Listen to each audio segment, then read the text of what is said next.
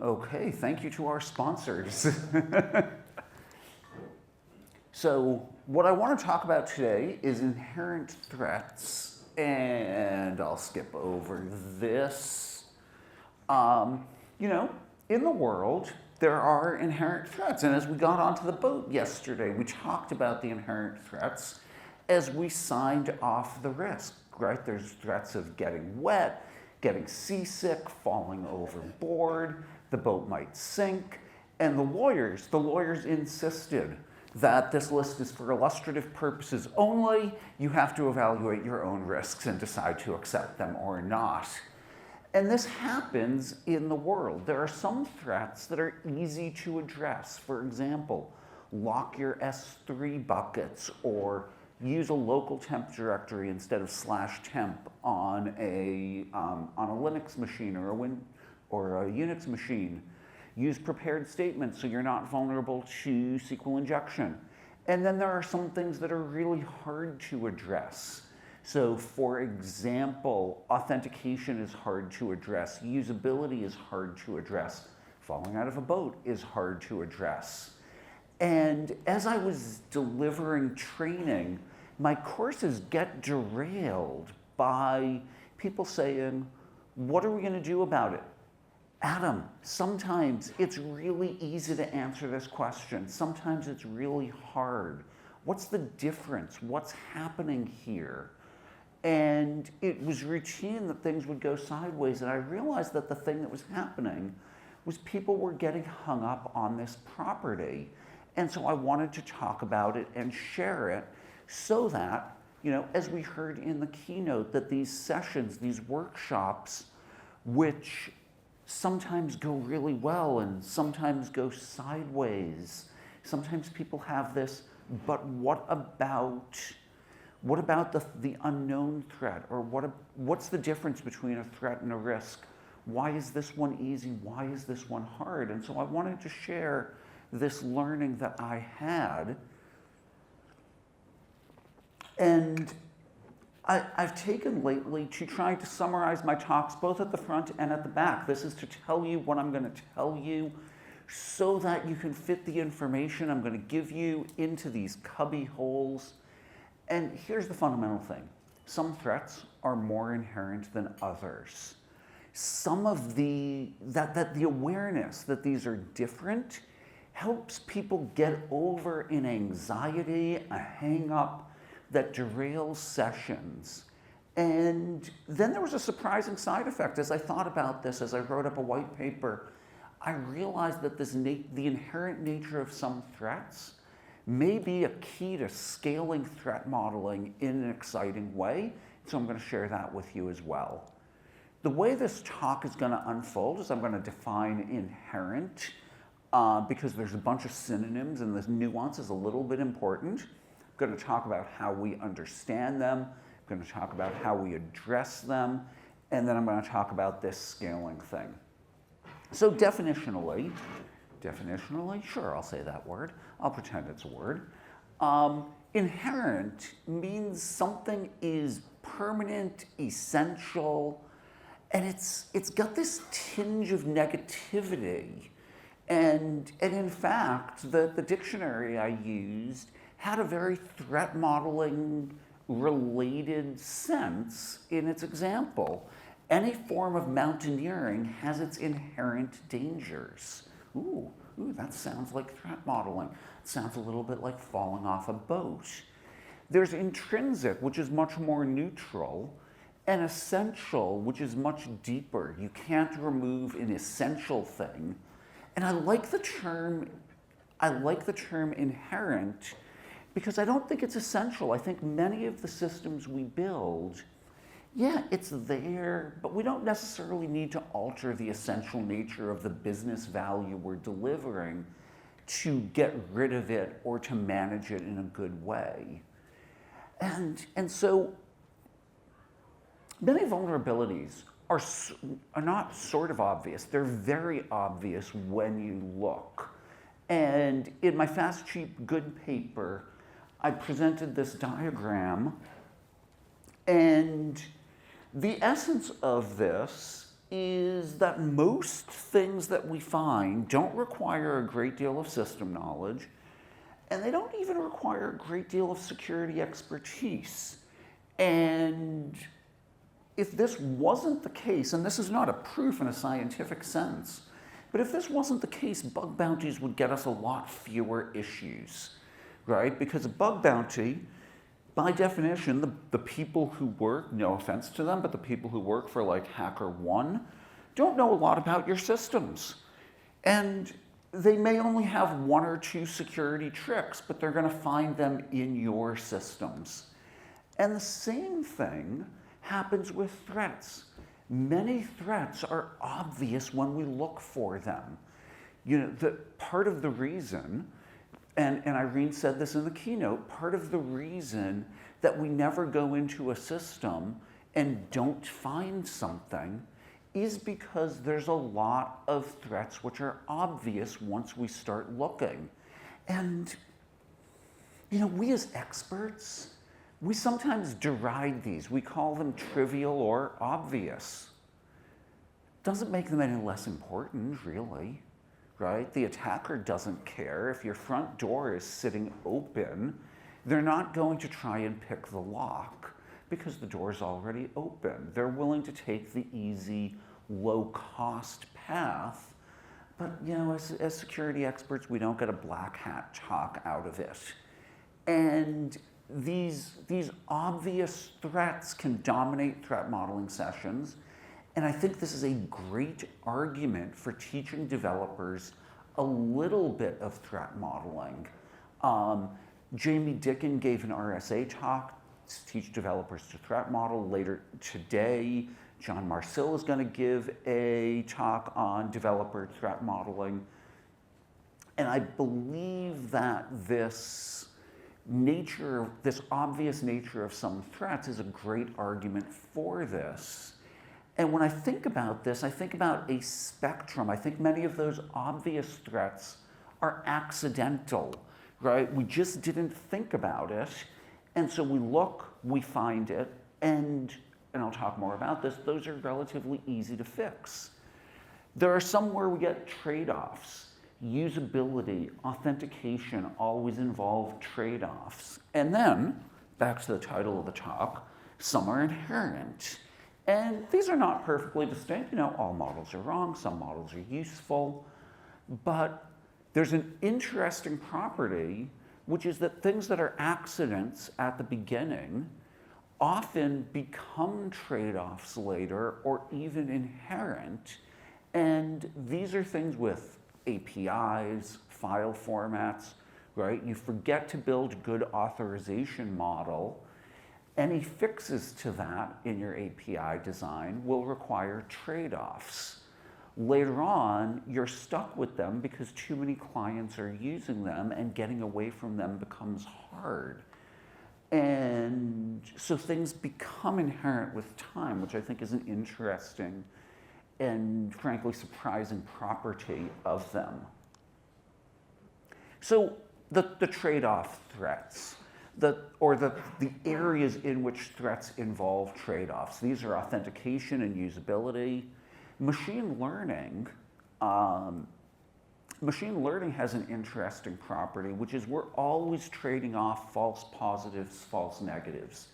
There's no perfect machine learning system which scores 100% on everything.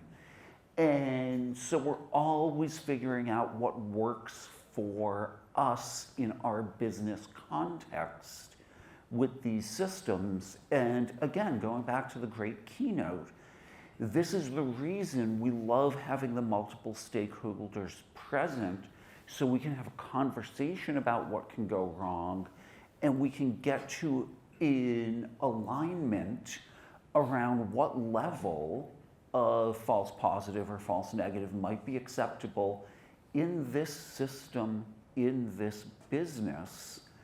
And that's a place where we're always going to need to have a discussion because otherwise it's hard to build a system. The other place, compatibility, I mentioned your APIs, your file formats, similar things. there's always a trade-off. If you didn't take security into account up front, you're going to be taking it into account forever in much, much more expensive ways. So there are also inherent threats. If you've got a banking app, the banking app can transfer money, therefore someone can steal money. It can go to the wrong place. We cannot get rid of that without getting rid of the fundamentally valuable thing that a banking app does, which is let us move our money. AI screenshots, capturing everything on screen, not to point at a particular company or story in the news, but if you're going to capture everything on screen, you're changing the system threat model, if you will, from some things are transiently on my screen to the system remembers everything that ever happened, and we have new information disclosure threats that may matter a great deal. Anytime we connect, there are threats. You know, when I work with medical device companies, the USB port, the Ethernet port, there's inherent threats to those. There was a nice talk yesterday at OWASP in which someone showed their medical device threat model. It had all of the ports carefully labeled because there's inherent threats. And so similarly, systems that have confidential data can leak it. Systems with value have it stolen. Social software, the Twitters, the Facebooks, have social threats where they need trust and safety teams to manage them. Reviews on Amazon or Yelp, there's a great threat. I loved learning about this. Everyone hates fake reviews, right? So what you do is you buy really cheap fake reviews for your competitors' products that say they're great, and then their product gets taken down because they're buying fake reviews. And so you're weaponizing the trust and safety system against your competitor by buying them good reviews. I think I personally find that one very amusing. And so, you know, to go back to the boat, a ship in harbor is safe, but that's not what ships are for. And so we have to manage these inherent threats. We have to come to grips with them in ways that allow not only us as experts, but the people we're supporting, enabling, and helping. We need them to understand that some threats are inherent so that they can say, this one feels like something we're going to have to live with. And ideally, our executives, our product managers, our customers are going to understand that that's an inherent threat that's going to be part of using the system. And I'm not saying this to say, just declare everything inherent, just declare it all accepted risk, but to be able to distinguish between them. And so when we think about addressing inherent threats, there are different types of controls that we can focus on. So if our threat is accidental, we can protect against it. We can move from dynamic SQL to prepared statements. We can lock down our S3 buckets. We can do things so that the threat goes away, and that's awesome. I think we all love doing that. When we have trade-off threats, we need to invest in detection. So there's a strategy of wait and see. And really, I learned about wait and see from Andy Steingrubel, who was at PayPal at the time. And he grabbed me by the collar, metaphorically, and shook me and said, Adam, you're all focused on Windows and Office threats, and you've got to deal with those proactively. We've got an advantage. All the value flows through us. We can wait and see if these things manifest. And so we invest a lot in detection engineering so that we can find these things, and when they start to be exploited, we can make different trade-offs, and often those trade-offs are about usability, access to funds, whether or not a customer account remains intact. And so the wait and see approach informs the trade-offs that we're making.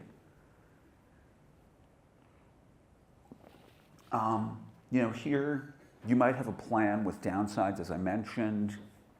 You might have a bag of tricks, and a bag of tricks is something we get from the digital rights management space. Everyone who works in digital rights management, protecting content, knows that their systems are breakable. Okay, so we have a bag of tricks. We've got 3 complete systems on the shelf waiting to go. And if an attacker breaks our system and publishes it to GitHub Monday morning, Monday afternoon we roll out the next thing from our bag of tricks, and our attacker is really bummed because they didn't get much value out of the work.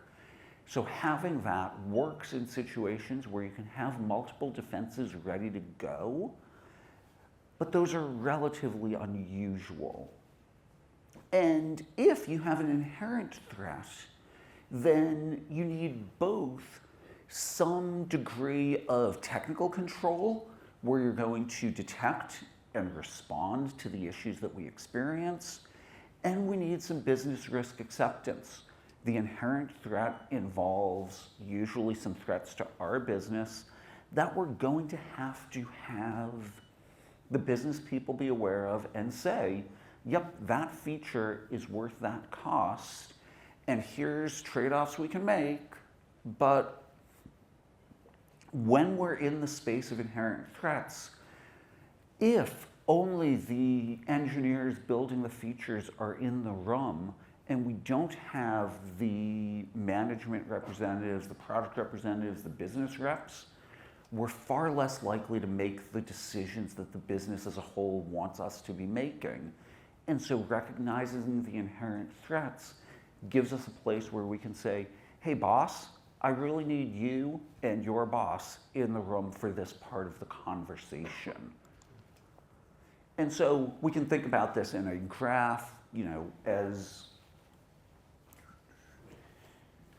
as we move from accidental to trade-off to inherent, the amount of investment being the vertical graph, which is cleverly hidden by the pull-up thing here,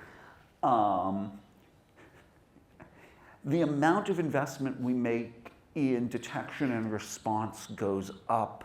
The fraction of our investment in detection and response changes as we move into the inherent or essential versions of threats. And so, as I've been alluding to, this involves balancing security and business. And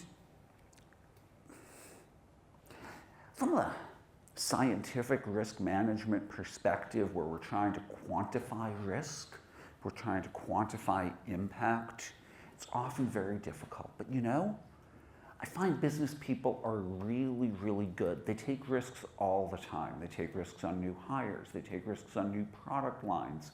They take risks with pricing strategies. Everything executives do involves a great deal of uncertainty.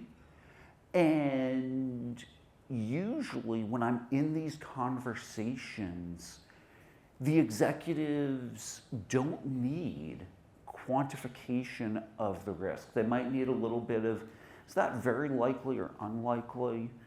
Is this a business-ending event or not? But more precision in our answers, which is something that we as technical people really, really want. We really like precision.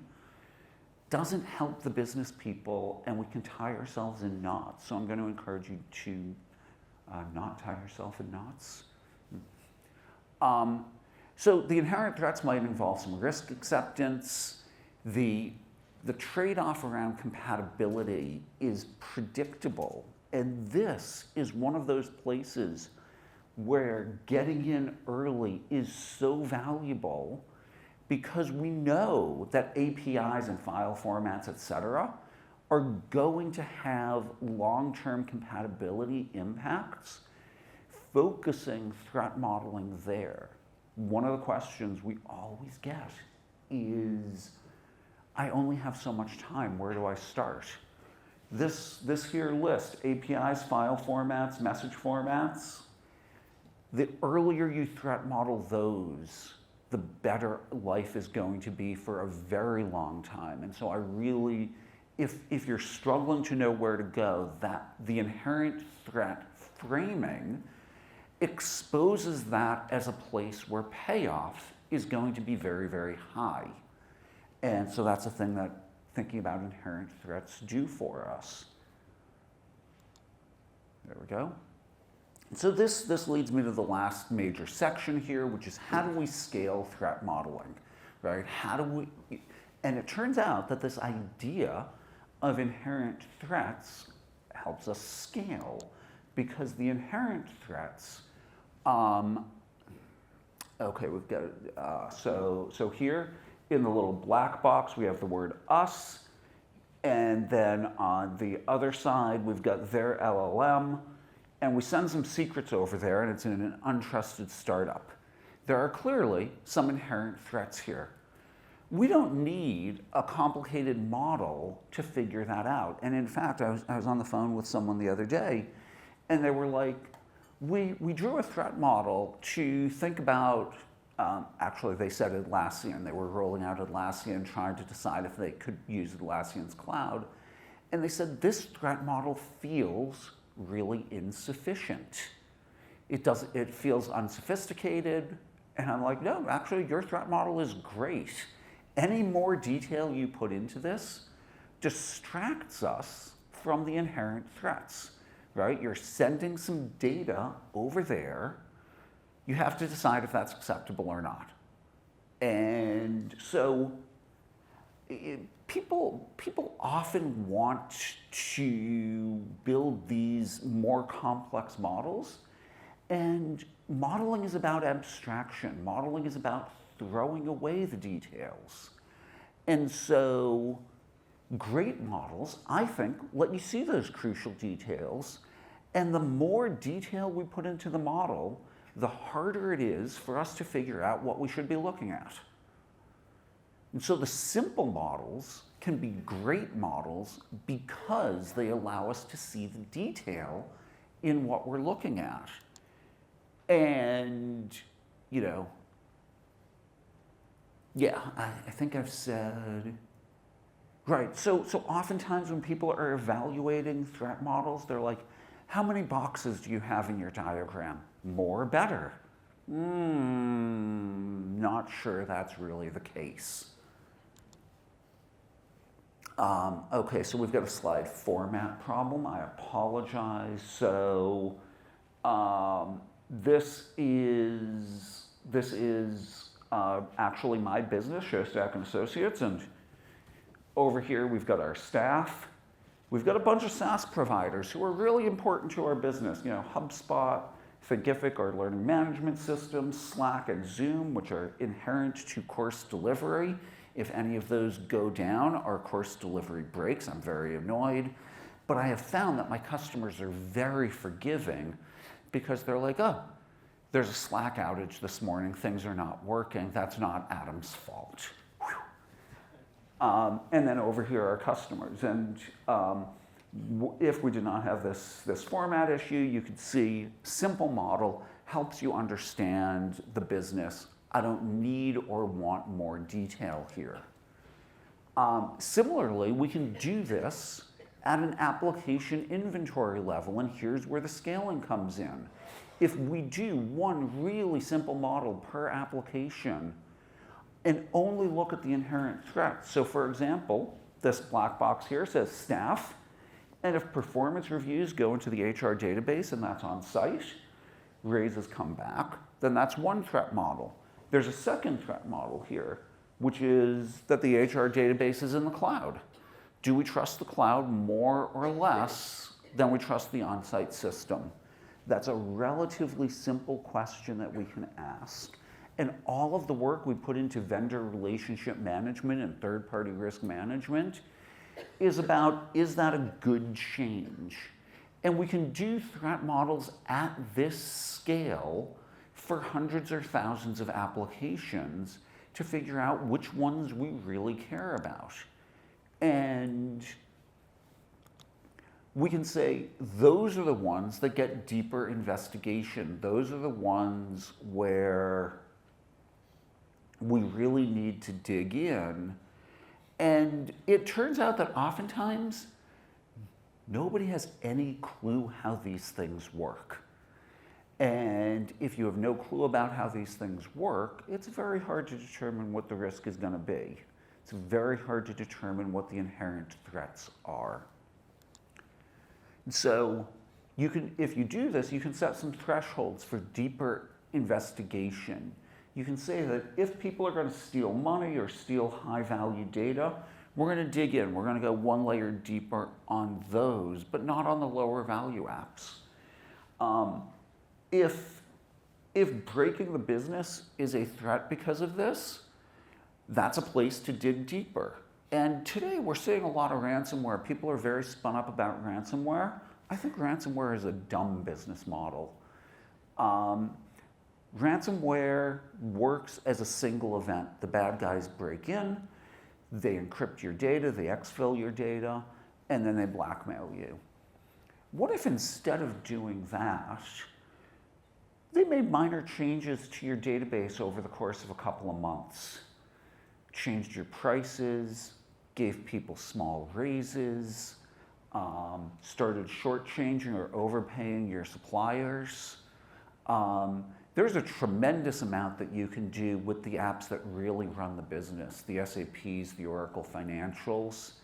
And I think that ransomware v2, where we see ransomware v1 was like individuals and their PCs getting owned, and then v2 is the corporations, the change, the CDKs, these other folks.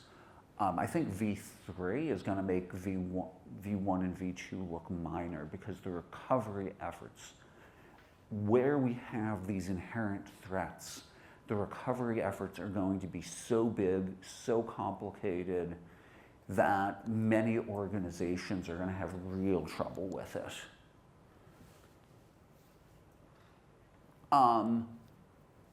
So it turns out that these threats, stealing money, stealing high-value data, breaking the business, are in fact availability, confidentiality, and integrity threats, or violations thereof, violations of the property we want. Non-repudiation is important. Authentication, authorization support these properties. And so it turns out that when I'm talking at a high level about the business level threats, the classic stride threats turn out to matter very deeply. And they connect to things that the business cares about when we start to think about the inherent threats. And that is another value that we get out of looking at these. And these are there's a lot of conversation about the relationship between a threat and a risk. I think a risk is a quantified threat. We have something that can go wrong, we add impact and likelihood, we turn it into the classic risks, or the classic definitions of risk, excuse me. And so these threats, they're like risk, they're not quantified, but they're inherent, and they're things that the business cares deeply about. And so that allows us to scale threat modeling. These really tiny models help us get a grip on the key business elements. For a lot of apps, no one can draw a simple model. How are you going to secure something that you don't understand at all? Maybe somebody has an answer. I think it's really important to understand the things.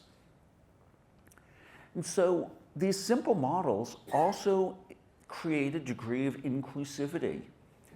Even your executives can understand and participate when we keep the models simple and highly abstracted.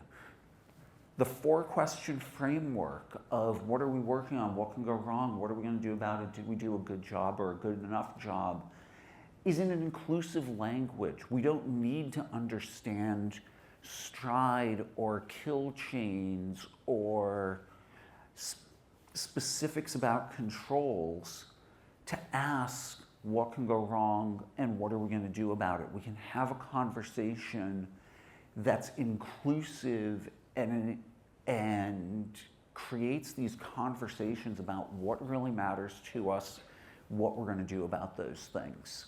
And so I think that's a value of staying at the level of questions, borrowing really here from Simon Sinek and his start from the why. Why are we doing this work? The 4 questions get us one layer deeper into that. And so to summarize again, some threats are more inherent than others. And understanding that really helps us figure out what's going to be difficult to work with so that we can be ready for that work. Also, thinking about these inherent threats really helps us think about how we're going to scale. All of this ties back to a white paper that I've got out there for free, not even a reg wall sort of thing. You're welcome to download it. And with that, I just want to say thank you. Appreciate your time.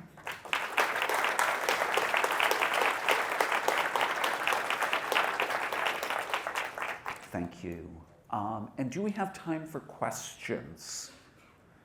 I'm looking to organizery types in the back. Do we have time for questions? Nope. Okay. I apologize. We don't have time for questions. I'll be around all day. My email address is here. Thank you again for your time.